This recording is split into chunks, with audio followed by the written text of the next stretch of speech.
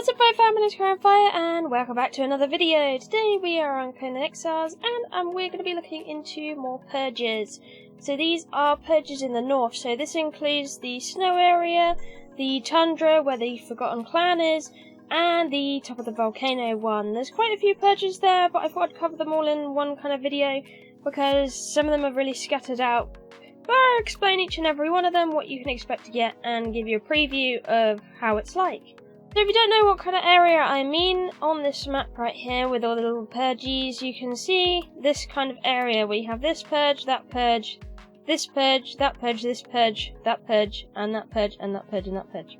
So there's quite a few, and we'll be going through them, and some of them you might not be able to access in some areas, but some you may be able to access in others. So the ones in particular we're covering today is a Cabal of the Voltaires of Skelos, the Children of Jail, the Silent Legion, a clan of Sumerian beast tamers, a throng of Yetis, a band of frost giants, a forgotten clan, Sumerian Berserkers, and a tide of undead. So that's what we're covering today, and we'll be looking into those purges. So we're going to start off with the purge type Sumerian Berserkers. This one's a really big purge because you get a lot of different things in it. You can get all types of crafter and fighter of the regular T1s to T3s all throughout the first wave. You also got a small chance to get a Castel 9 Fingers, and you got a really kind of a big chance to get Sumerian Berserkers. I always get tons and tons and tons of them in these kind of things. You can also have a pretty high to low chance of getting several other T4 fighters and other cooks and blacksmiths and etc. So a couple of the special fighters you can get is Jarek the Biter, which is a T4 fighter, and Feyerg Fleetfoot, which is a T4 archer. So this one's pretty different depending on the difficulty of the purges, what a special NPC you're going to get, but they should pretty much wind out doing the same kind of thing. So if you add your difficulty to 2, it would be Leor the Prey Seeker for a T4 archer, and Oyvind Ironshoe for a T4 fighter. And if you set it to 3, you'd get Sonya the Strider, T4 fighter, and Ulrich Bearbiter as a T4 archer. And then if you set it to 4, you get Anja the Dervish, which is a T4 archer, and Orva the Battleborn, T4 fighter. If you set it to 5, you would get Anja the Dervish as well again, and Orva Battleborn again. And then if you set it to 6, which is the final one, you get the same 2. So it stops changing roughly about on 4, and then you get the same ones. But I always, again, like you know, I stick it on Purge level 3 because that's when you get the best chance of getting the thralls spawning instead of a thing. I'll put the list up on screen this time instead of trying to struggle to read them all out, because otherwise it's just going to be, I'm going to be mispronouncing the absolute crap out of all of them. So you can have a look at them there. There should be 2 types of every type. Our next purge is a Tide of Undead. Now this one is pretty simple, there isn't much to it apart from when it gets to the final waves. So you're going to get skeletons wave 1, you're going to get skeletons and a possibility to get the 7 of the Serpent Ring on the second wave. Then you go on to wave 3, again you've got a possibility of getting the Serpent Ring boss guy, and some Silent Legion warriors should now come in with normal skeletons as well. Then if you were to reach wave 4, you can get Undead Lizardmen, more Silent Legion warriors, and again the chance of the Serpent Ring boss. So you can pretty much get them on most waves, which is kind of terrifying because he's a pretty strong boss. And then the same is kind of for wave 5 as well, apart from you now can get Undead Kappas as well coming in.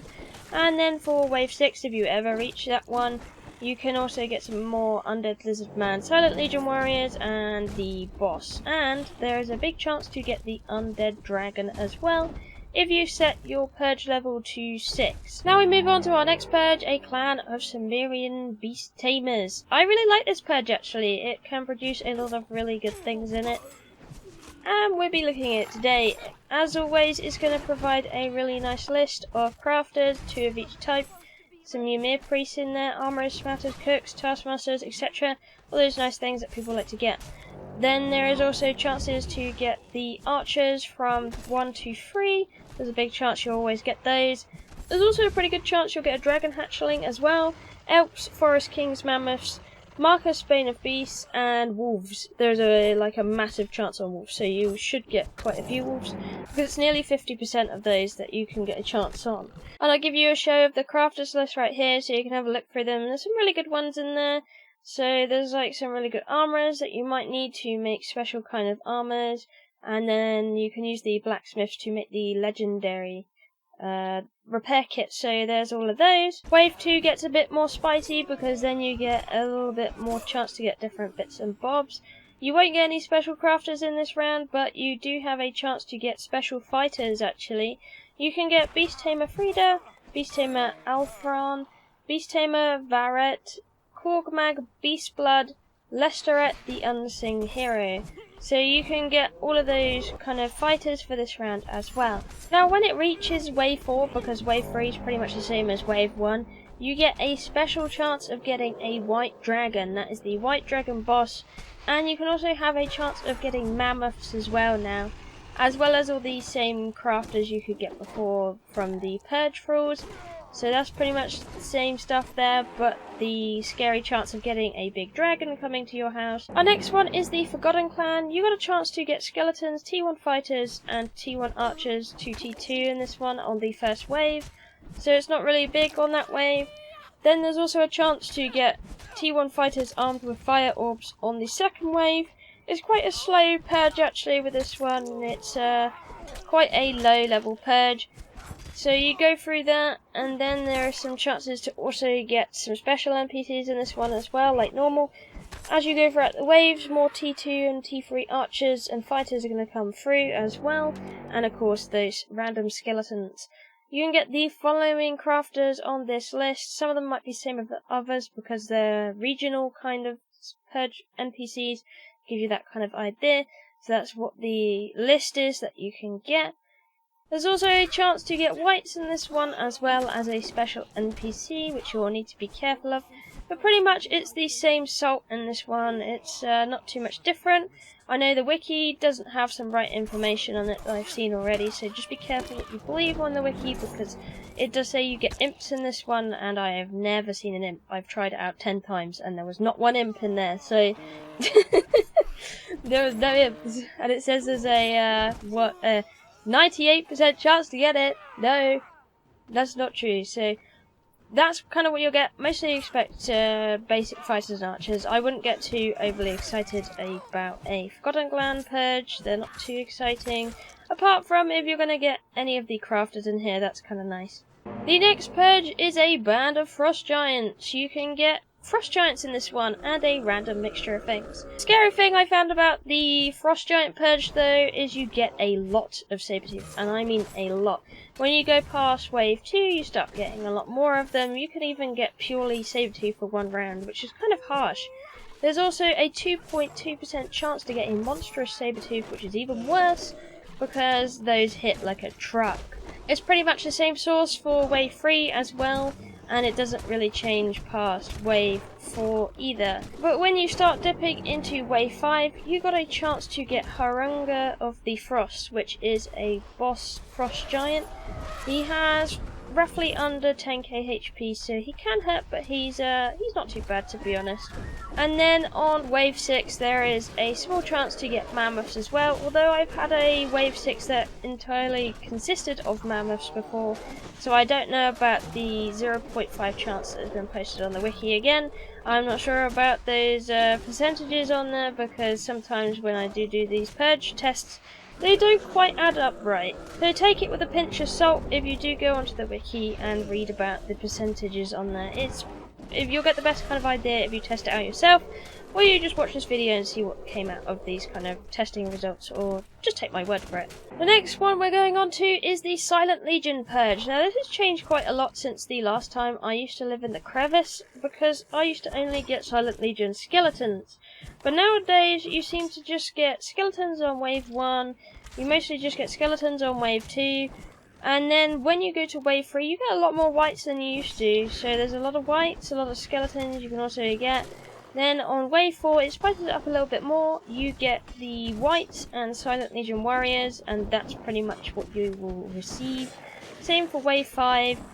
And then when it hits wave 6, of course you're going to get the same kind of mixture, and it's that's pretty much what that purge sums up to. Next purge we're looking at is the Children of Jill purge. This one consists of Children of Jill and Black Children of Jill. It's going to be a very quick purge. They are very easy to kill, and you don't really get anything too much special apart from the normal Children of Jill and the Black Child of Jill, which doesn't seem to drop anything rather than feathers and demon blood. Now we're moving on to the Yeti purge. Yes, there's a Yeti purge, the Frogmouth Yetis. Pretty much for this one, it's the same every time. You'll get 2 white Yetis, and then you'll get the big black boss Yeti, which has a lot of HP. But if you can manage to kill it, it might drop some really nice stuff as well, including a skeleton key. So just bear in mind with that one, you have to be prepared for the big boss at the end, but the white Yeti should be no problem to take out. And as our final one, the Cabal of Voltaire of Skelos. Now this one has a lot of T1 to T2 to T3 archers and fighters going throughout it. There's also some really interesting ones as the waves go throughout on this one as well.